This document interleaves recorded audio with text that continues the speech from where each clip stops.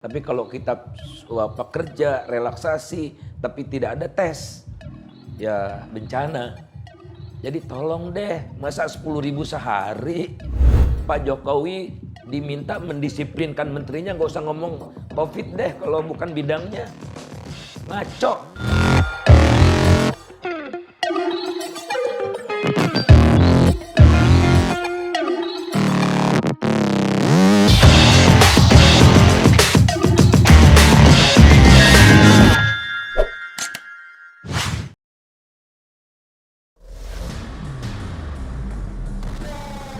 Kita beruntung sejak awal memilih kebijakan PSBB, bukan lockdown. Banyak orang berkumpul dan berlalu lalang di pasar saat pembatasan sosial berskala besar atau PSBB.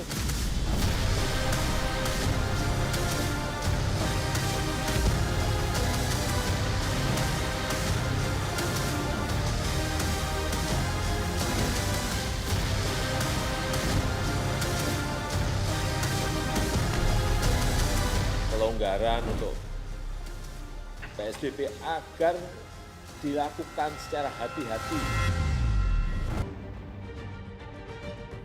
Ada gagasan untuk relaksasi PSBB, dimulai dengan daerah-daerah yang telah menunjukkan kasus sangat kecil. Relaksasi juga akan kita mulai pada sektor-sektor tertentu secara bertahap.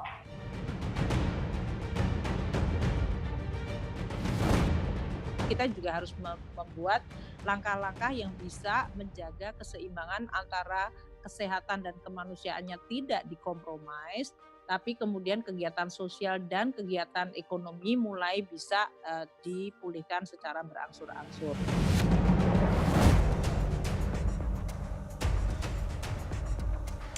Siapa yang naik itu? Yang naik itu adalah anak rakyat kecil. Rakyat kecil yang harus bekerja.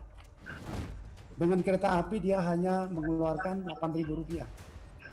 Kalau dia naik taksi, Bu, dia harus keluarkan 20.000 dan sebagainya. Bahkan 100.000. Nah, oleh karenanya kita memang sudah sepakati harus tetap jalan, tapi protokol kesehatan harus dilakukan. Contohnya tadi kalau masalah misalnya relaksasi di bidang rumah ibadah, udah lama kita bahas itu. Dengan tentu saja risikonya kita sama-sama mencoba mengawasinya dengan lebih baik dan memberikan pengertian lebih baik kepada semua yang terkait di tingkat bawah. Presiden mengatakan ekonomi harus tetap bergerak, tetapi tetap di dalam kerangka protokol kesehatan itu. Itulah yang disebut relaksasi.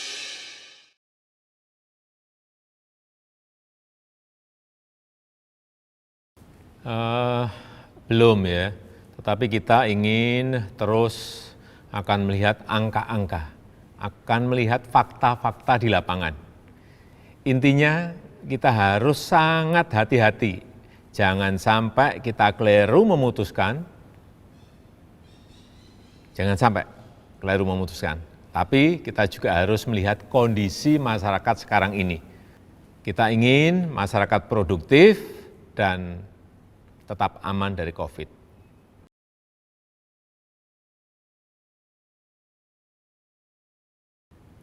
Ya, beraktivitas ya. Dan kita memang harus berkompromi dengan COVID. Bisa hidup berdampingan dengan COVID. Yang kemarin saya bilang kita harus berdamai dengan COVID. Karena informasi terakhir dari WHO yang saya terima bahwa meskipun kurvanya sudah agak melandai atau nanti menjadi kurang, tapi virus ini tidak akan hilang.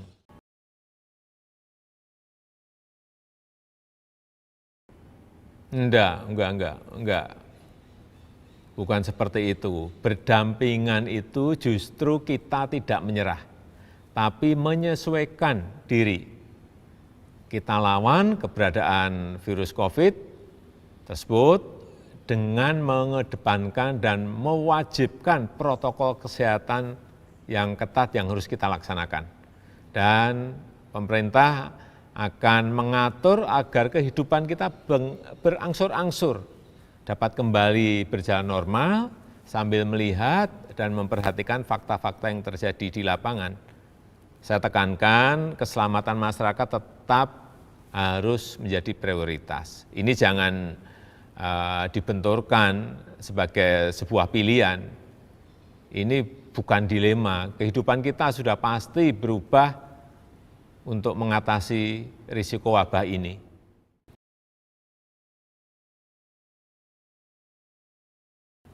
Tidak dicabut, PSBB terus, tapi seperti tadi yang sudah saya sampaikan, kita harus memiliki sebuah tatanan kehidupan baru untuk bisa berdampingan dengan COVID. Artinya kehidupan masyarakat berjalan.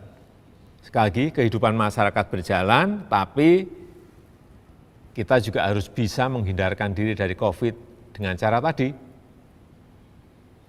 Cuci tangan setelah beraktivitas, jaga jarak yang aman, dan pakai masker.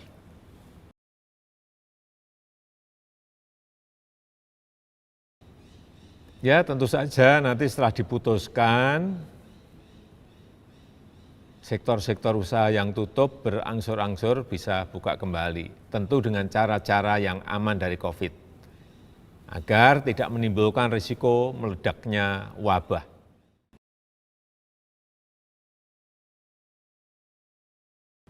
Ya, kalau sekarang ini semuanya mengeluh.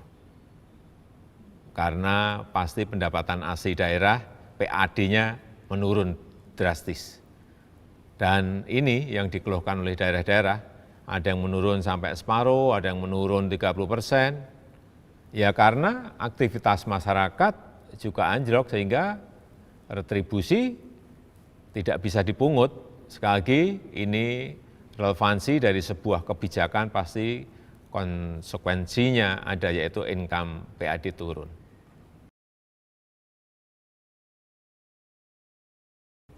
Ya, di depan tadi kan sudah saya sampaikan bahwa kita harus tetap ketat menjaga protokol kesehatan. Untuk tetap menjaga jarak, tetap mencuci tangan sehabis kegiatan, tetap memakai masker. Kuncinya di situ.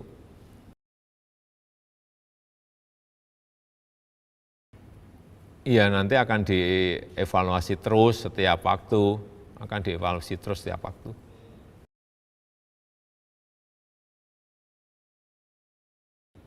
Sekali lagi, ini akan kita putuskan setelah kita melihat fakta-fakta lapangan dan angka-angka dari kurva positif corona, kurva sembuh, dan kurva yang meninggal wafat. Kesehatan dan ekonomi ini terjadi di semua negara, bukan hanya di kita. Anda sebagai ekonom melihatnya bagaimana, Bang Faisal? Iya, orang meninggal nggak bisa recover ya, tapi ekonomi bisa recovery. Jadi perkiraan IMF 2021 kita recover penuh gitu, bahkan pertumbuhannya bisa lebih tinggi dari 2019. Tapi tahun ini ya turun, kalau menurut Bank Dunia, kalau worst case scenario-nya bisa minus 3,5. Nah oleh karena itu jangan dibawa ke trade off. Kalau ini menurut saya sequence, prediksi ekonomi akan semakin memburuk kalau penanganan pandemiknya tidak efektif. Oleh karena itu saya sangat mendukung 1000% tes. Dengan tes kita bisa mengetahui kekuatan lawan itu seperti apa dan kita bisa penetrasi dengan senjata yang paling efektif. Tapi kalau kita kerja, relaksasi, tapi tidak ada tes, ya bencana. Jadi tolong deh, masa 10.000 sehari, ya kecepatannya lebih cepat virusnya daripada tes kita, ya kita kalah dengan virus. Oleh karena itu jangan bermimpi kita bikin timeline. Kalau tidak sanggup, maka mobilisasikanlah secara nasional, seluruh kedutaan kita di dunia cari itu yang namanya alat-alat tes itu, reagent lah, apalah gitu ya. Dan yang reliable, jangan dikasih ke calo-calo yang melakukan mencari keuntungan besar-besaran di tengah pandemi ini gitu. Disinilah letak pentingnya pemerintah pusat itu. Nah kalau daerah, serahkanlah daerah itu yang paling tahu. Ya, kondisi daerah adalah daerah, kemudian kondisi sosial, ekonomi dan sebagainya daerah yang tahu. Jadi pusat jangan terlalu seperti sekarang gitu ya, izinkan tidak izinkan. Wah, bukan kewenangan pusat itu kalau menurut saya. Bikin guideline saja, bikin yang tidak bisa dilakukan, misalnya pengadaan alat tes dalam skala besar. Jadi si daerah tidak melakukannya sendiri-sendiri seperti sekarang kan. Itu yang tugas pusat menjadi penting. Dan satu lagi yang terpenting adalah Pak Jokowi diminta mendisiplinkan menterinya, nggak usah ngomong COVID deh kalau bukan bidangnya. Ngaco, udah hampir pasti ngaco deh.